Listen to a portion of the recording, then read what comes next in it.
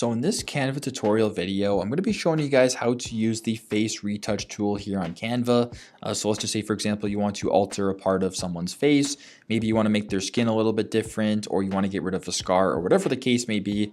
The Face Retouch tool here in Canva can definitely help you do that. Now, first thing I want to do for this example is I'm actually going to search up a photo of some acne. So I'm just going to use this photo right here of a little bit of acne on this girl's chin, or sorry, on this girl's cheek right here. But I'm going to try my best with the Face Retouch feature to make it a little bit lighter, so it's not as, I guess, easy to see. So next thing you want to do actually is make sure you press on the image. I want you to go to edit image right here in the top left corner.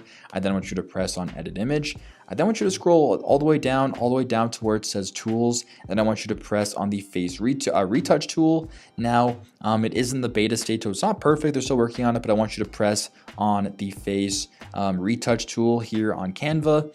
It'll take a couple seconds, and you are good with a bunch of different options here. Auto, smooth skin, whitened teeth, red eye. So for example, if you have like a red eye in your photo, if you press red eye, it'll change the color of your eye and get rid of the redness. In our case, we don't have it, so I'm just going to get rid of it. If you want to whiten teeth, right? If you had teeth, for example, you can just, press whiten teeth. It'll make your teeth whiter. If you want to go to smooth skin, you can actually go to smooth skin right here. Press on that. It'll try its best.